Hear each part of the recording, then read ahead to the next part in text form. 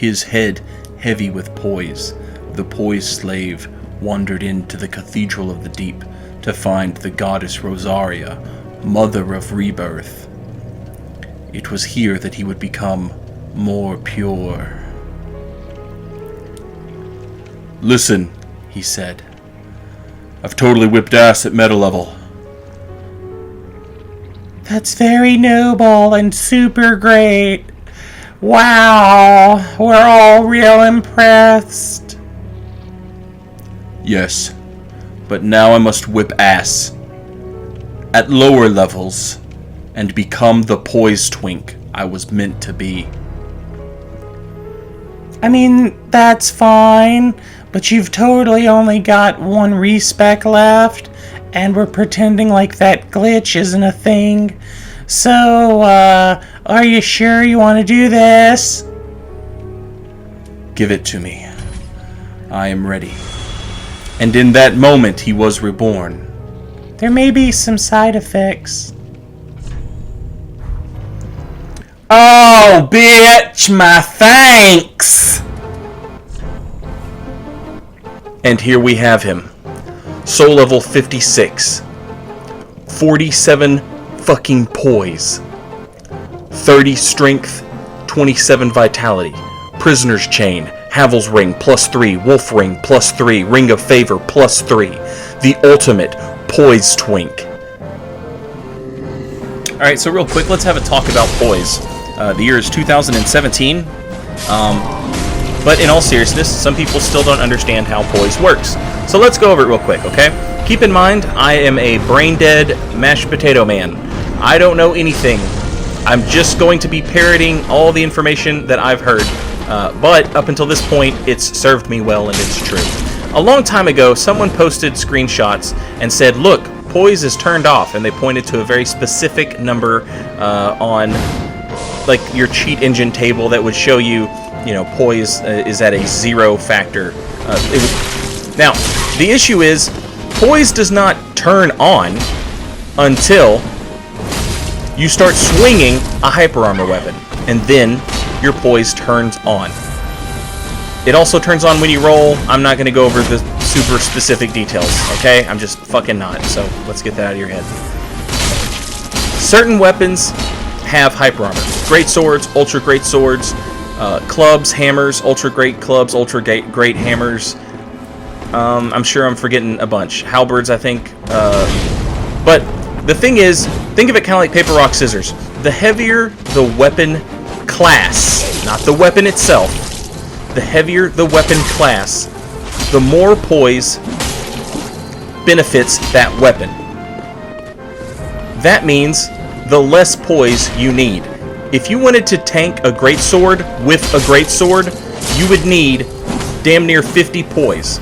If you want to tank a greatsword, if you want to get hit by a greatsword and keep swinging an ultra greatsword, the number is drastically reduced. If you want to get hit by a greatsword and swing an ultra great hammer, that number is even more reduced. It's an even smaller number. So the bigger your weapon class, the less Poise you absolutely must have. The reason people get butthurt about Poise and spout out these stupid fucking memes is because they wanted Dark Souls 1 Poise. And they say, "Oh, this isn't Poise." It is Poise. That's what it's fucking called. That's its name. You're fucking retarded.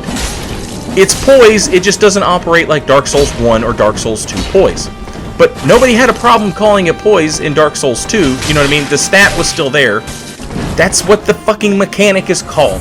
Now, how does it work? Imagine there's a health bar for your Poise, because there is. There literally is. It's just invisible and you can't see it. So this literal... Ooh! Style points. This literal invisible health bar sits at 100. Now, if you get hit and you're not swinging a hyper armor weapon, it immediately goes to 0, you're staggered.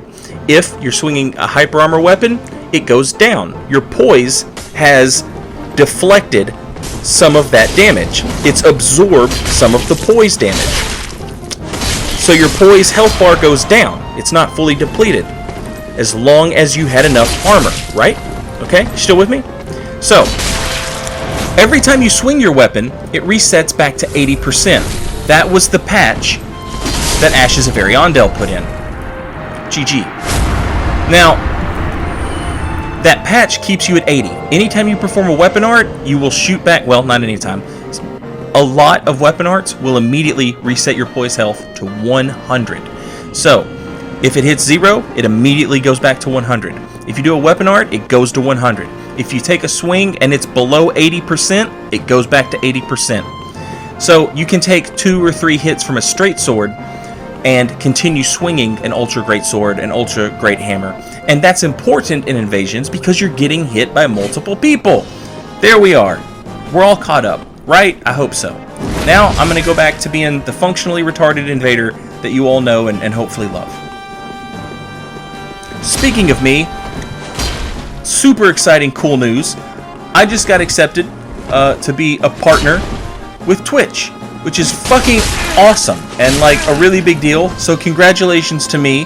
Thank you, everybody who comes to the streams. That is the super coolest fucking thing that's ever happened. I am now an e-celebrity, literal who.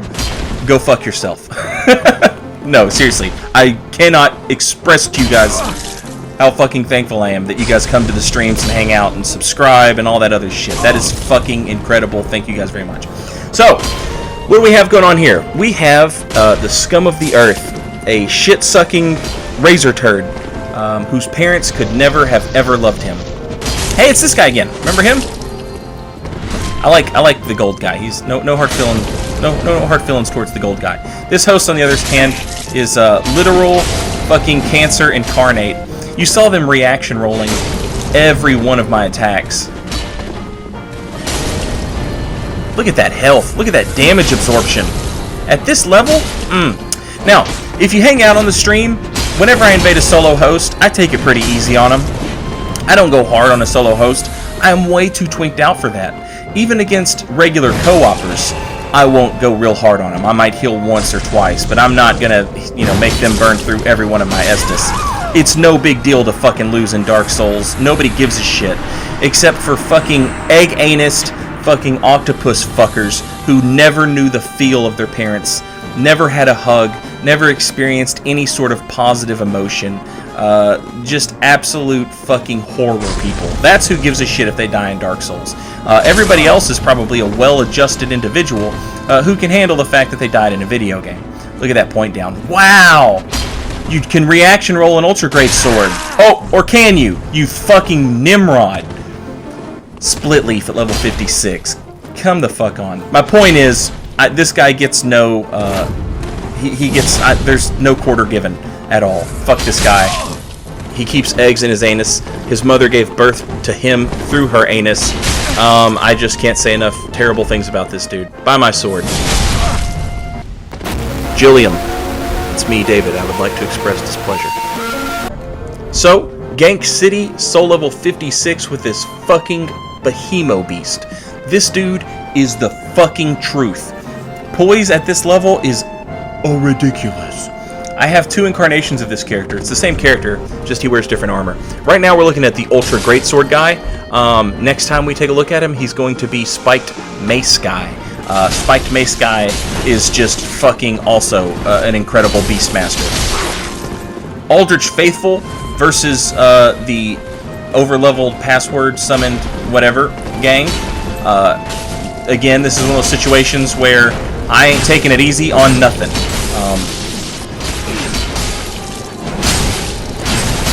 Now, you saw me just poise through 2 hits with a fucking Corvian scythe. 2 hits I just poised through. Fantastic.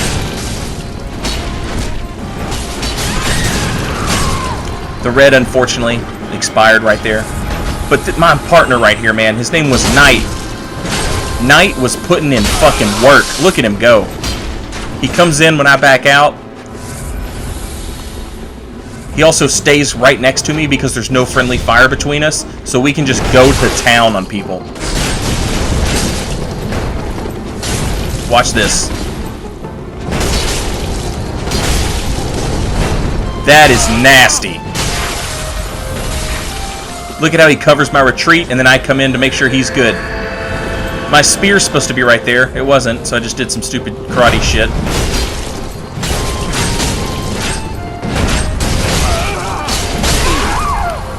Rip.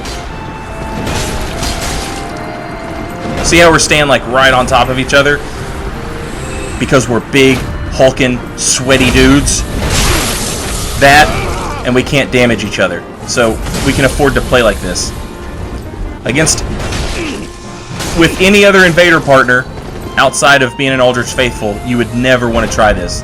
It's a terrible idea. Right here I'm looking for my Rime Blue Moss Clump so I can go ahead and get rid of that Frostbite.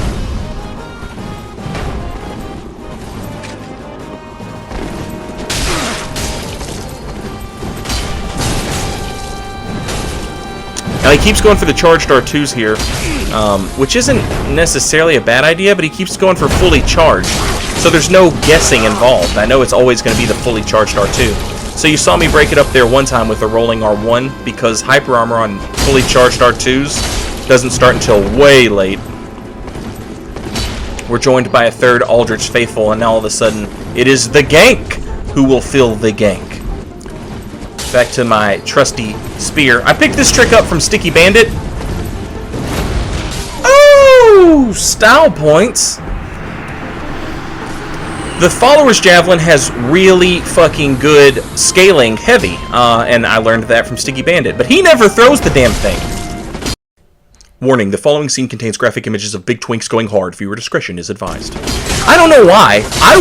I love it. I love throwing it. It's fucking fun as hell. All kinds of style points if you kill somebody. Throwing the javelin at him. Plus it fits my mantlers. This dude is like the biggest, strongest. My thanks! Oh, he's fucking fabulous. This big, meaty twink surrounded by all these other... Yeah, let's shake our big things. Oh, I'm sorry. Did somebody say literally kill everything? My thanks! This build is seriously beastly. It's horrifying. It's also super fun. Don't be a dick with it, though. Like, you know... Give solo hosts a chance. Seriously. I'm the bomb man about to blow up.